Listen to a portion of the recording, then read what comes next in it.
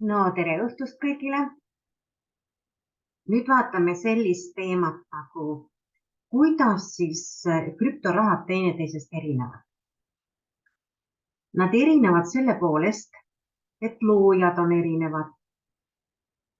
Teiseks, et nad on erinevalt programmeeritud. Ehk kui palju ühte kindlat krüptoraha eksisteerib. Kui kiire on nende ülekande kiirus ja nii edasi. Ja kolmas erinevus on see, et nad võivad põhineda erinevatel plokiahela süsteemidel.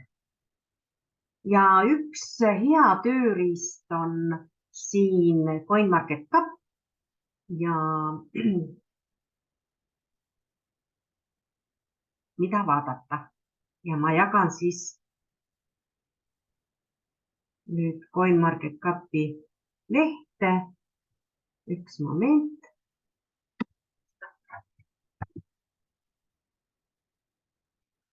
Nii.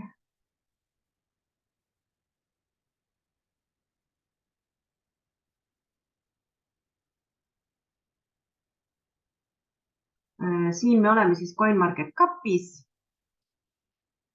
ja vaatame üle krüptovääringud ja kõige populaarsem krüptovääring on loomulikult Bitcoin, mis siis maksab praegusel momendil siis $22 626 dollarit.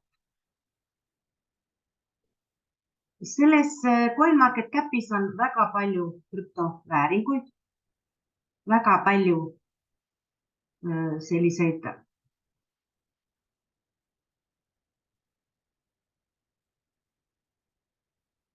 kus siis esimene rida näitabki seda, mis on näiteks mingisuguse või mõnesuguse krüptovääringu turuväärtus, näiteks Ethereumi $1551, Tether on 1, BNB 301, XRP 0,40 ja nii edasi. Ja see volüüm 24 tundi. See näitab seda, kui palju on Bitcoini kaubeldud viimase 24 tunni jooksul. Ja circulating supply siis näitab seda, kui palju Bitcoini üleüldse on ringluses. Muideks Bitcoinide arv ei saa ületada 21 miljardit. Ehk seda raha ei saa lõputult juurde tekkida, nagu meil siin dollar või euro trükitakse juurde nii palju, kui soovitakse. Et kannatab tutvuda selle CoinMarketCapiga. Ja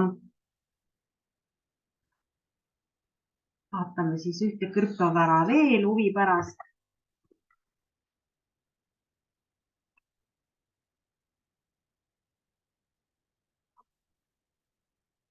Kus siis me vaatame Zeniki, kus siis tema 24 tunni volüüm näitab seda, kui palju on kaubeldud Zeniki 24 tunni jooksul. Ja aga uurige seda CoinMarketCapi, et siin on päris huvitavad